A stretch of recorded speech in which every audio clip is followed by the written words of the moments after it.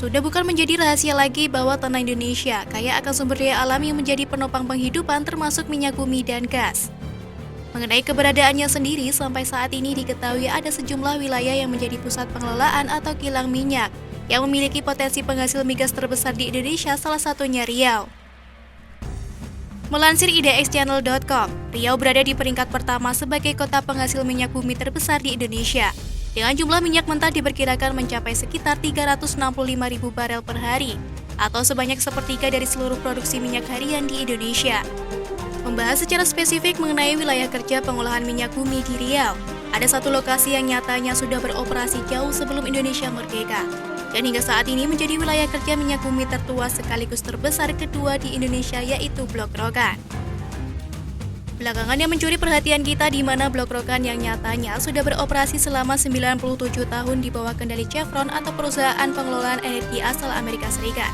Akhirnya resmi berada di bawah kendali perusahaan asli Indonesia, yaitu Pertamina, per tanggal 9 Agustus 2021 kemarin. Adapun sejarah panjang perjalanan pengelolaan Blok Rokan sejak pertama kali berdiri hingga saat ini, yakni eksplorasi Chevron yang dimulai sejak tahun 1924. Berdirinya wilayah kerja migas di Blok Rokan berawal dari eksplorasi yang dilakukan oleh ahli geologi Amerika Serikat dari Standard Oil Company of California atau SOCAL. Nama awal Chevron pada tahun 1924 di daerah Sumatera Tengah yang sekarang dikenal sebagai Riau. SOCAL bersama Texas Steel Company atau Texaco pada tahun 1930, kemudian mendirikan sebuah perusahaan patungan di Sumatera bernama NV Netherlands Pacific Petroleum Matsapis atau NPPM, yang menjadi cikal bakal dari terbentuknya PT Chevron Pacific Indonesia.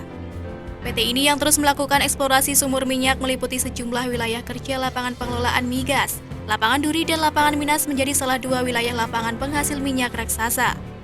Sampai saat ini Blok Rokan diketahui memiliki luas wilayah kerja sebesar 6.264 km persegi dengan 115 lapangan sumber migas. Bukan hanya itu, dalam perjalanan panjangnya, Blok Rokan juga diketahui berkontribusi sebesar 46% terhadap produksi minyak nasional. Blok Rokan juga pernah ada pada masa kejayaan Nanmas dengan produksi minyak di atas 600.000 barel per hari, sekitar tahun 1970 sampai dengan 2003.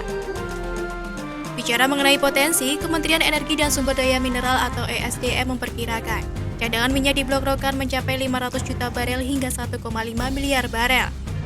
Direktorat Jenderal Kekayaan Negara atau DKJN bahkan menaksir bahwa Blok Rokan menyumbang sebanyak 97,78 triliun rupiah aset yang dimiliki negara.